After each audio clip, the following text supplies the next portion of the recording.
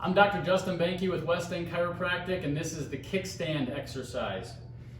Kickstands are so good at reestablishing glute contraction, but also to help with the hip hinge movement, which can be really tricky for a lot of people.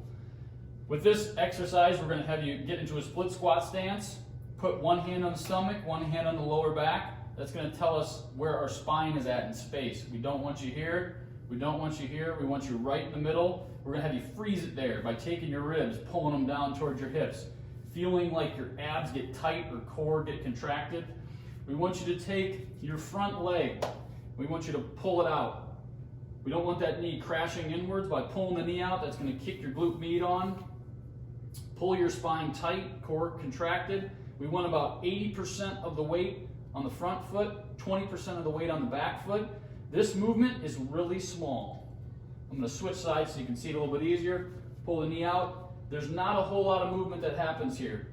It's a sit down and back up.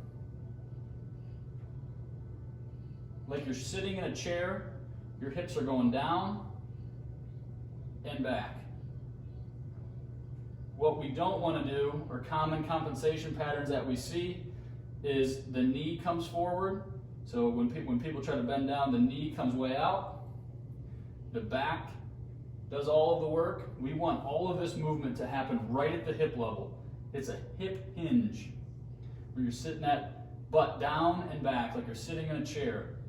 Such a good movement to reestablish glute contraction, and a hip hinge, which can be so important for a deadlift movement or a squat movement. A lot of people's backs will get injured in those positions. So reestablishing a hip hinge with a kickstand, facilitating glute contraction, helps those movements a lot.